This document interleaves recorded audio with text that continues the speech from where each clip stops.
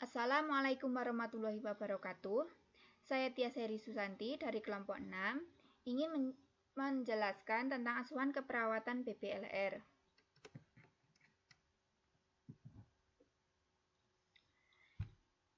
Definisi BPLR. Bayi berat lahir rendah merupakan bayi baru lahir yang berat badan saat lahir 2.500 gram atau kurang tanpa memperhatikan usia kehamilan. Acuan lain dalam pengukuran BPLR juga terdapat pada Pedoman Pemantauan Wilayah Setempat atau PWS Gizi. Pedoman tersebut mengatakan bayi berat lahir rendah merupakan bayi yang lahir dengan berat kurang dari 2.500 gram, diukur pada saat lahir atau sampai hari ke-7 setelah lahir. Etiologi BPLR. Etiologi atau penyebab dari BPLR.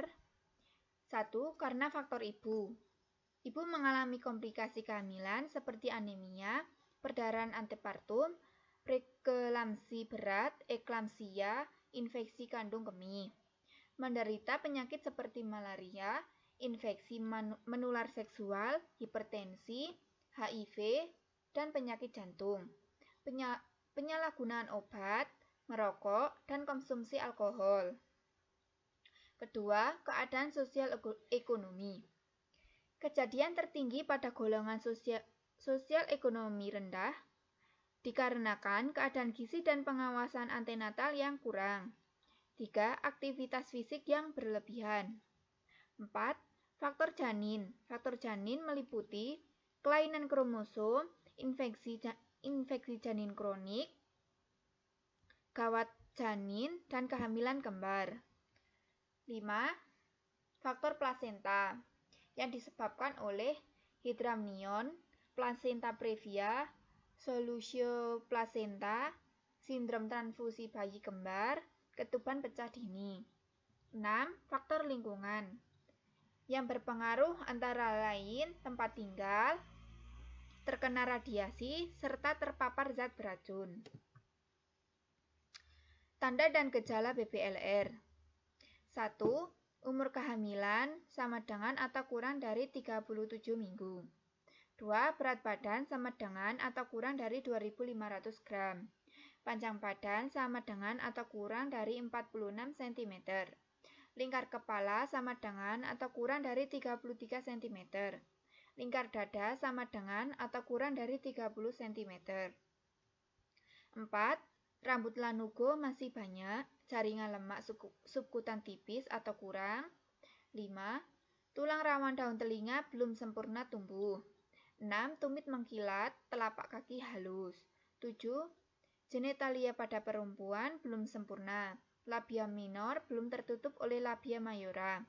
Klitoris masih menonjol. Genitalia pada laki-laki. Testis belum turun ke dalam skortum, pigmentasi dan rugue pada skortum kurang. 9. Tonus otot lemah, sehingga bayi kurang aktif dan pergerakannya lemah, fungsi saraf yang belum atau tidak efektif dan tangisnya lemah. 10. Jaringan kelenjar mamae masih kurang, akibat pertumbuhan otot dan jaringan lemak masih kurang, vernik kaseosa tidak ada atau sedikit. Patofisiologi BPLR. Patofisiologi secara umum bayi BPLR berhubungan dengan usia kehamilan yang cukup bulan. Di samping itu juga disebabkan dismaturitas.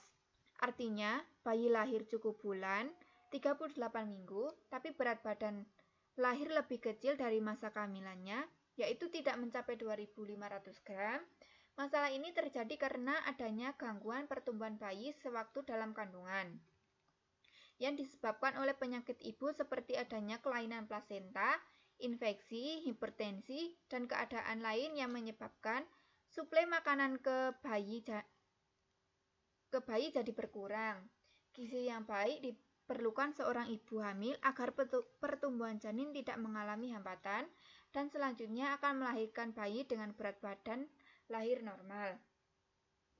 Kondisi kesehatan yang baik, sistem reproduksi normal, tidak menderita sakit dan tidak ada gangguan gizi pada masa prahamil maupun saat hamil, ibu akan melahirkan bayi lebih besar dan lebih sehat daripada ibu dengan kondisi kehamilan yang sebaliknya.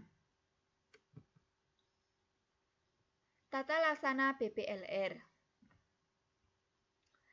Pemberian posisi. Pemberian posisi pada bayi BPLR sangat mempengaruhi pada kesehatan dan perkembangan bayi. Bayi yang tidak perlu mengeluarkan energi untuk mengatasi usaha bernafas, makan, atau mengatur suhu tubuh dapat menggunakan energi ini untuk pertumbuhan dan perkembangan.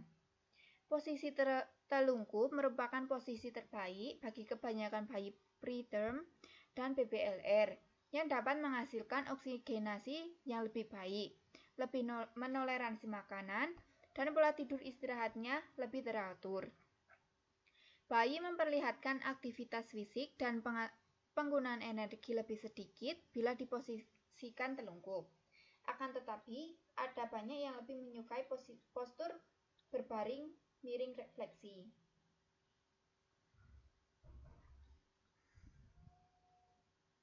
Resusitasi yang adekuat, pengaturan suhu, terapi oksigen, pengawasan kepada PDA, patent ductus arteriosus, keseimbangan cairan dan elektrolit, pemberian nutrisi yang cukup, pengelolaan hiperbilirubinema, penanganan infeksi dengan antibiotik yang tepat.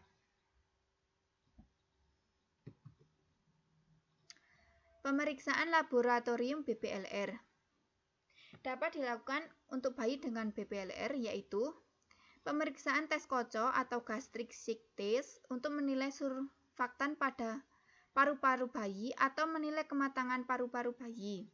Foto ronsen atau toraks apabila bayi dicurigai mengalami gangguan pernafasan, maka pemeriksaan ini dilakukan untuk menilai parenkim paru dan bentuk atau ukuran dari jantung bayi. USG kepala. Kepala dilakukan untuk mendeteksi adanya perdarahan intrakranial pada bayi prematur. Pemeriksaan USG kepala dilakukan pada bayi di bawah usia 35 minggu. ASKEP BPLR 1.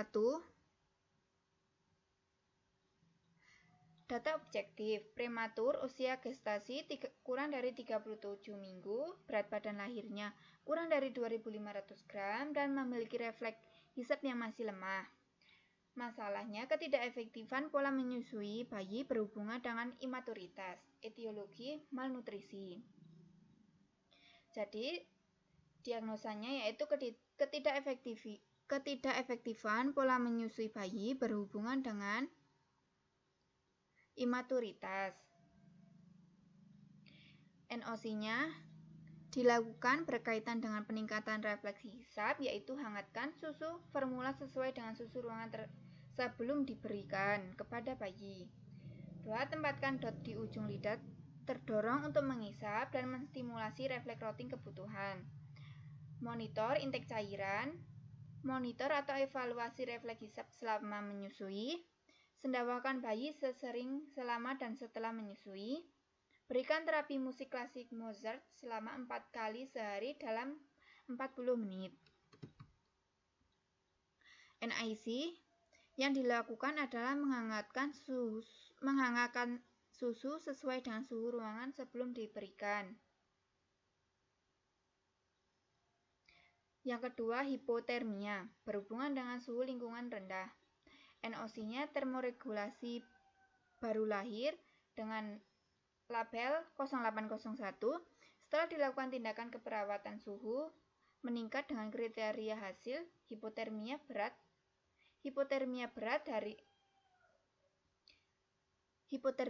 dari berat 1 menjadi sedang 3.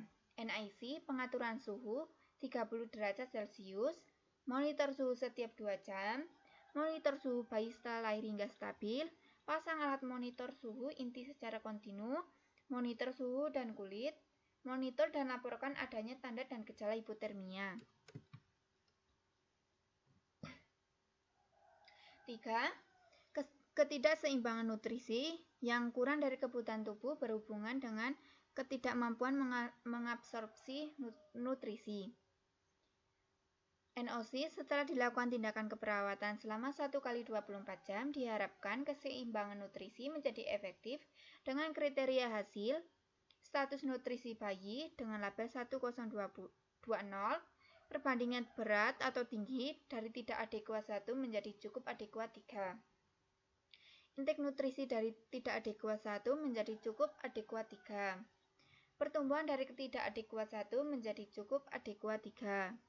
NIC, monitor nutrisi dengan label 1160, monitor pertumbuhan dan perkembangan, lakukan pengukuran antrometrik pada komposisi tubuh, lakukan pemeriksaan laboratorium dan monitoring hasilnya, diskusikan peran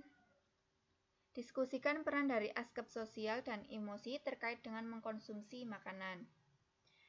Terapi nutrisi dengan label 1120, monitor intake makanan atau cairan dan hitung masukan kalori per hari sesuai kebutuhan. Tentukan jumlah kalori dan tipe nutrisi yang diperlukan untuk memenuhi kebutuhan nutrisi. 3. Motivasi pasien untuk mengkonsumsi makanan dan minuman yang tinggi kalsium sesuai kebutuhan. 4. Pilih suplemen nutrisi sesuai kebutuhan. Kesimpulan, BPLR merupakan salah satu masalah kesehatan yang memerlukan perhatian di berbagai negara, terutama pada negara berkembang atau negara dengan sosioekonomi rendah.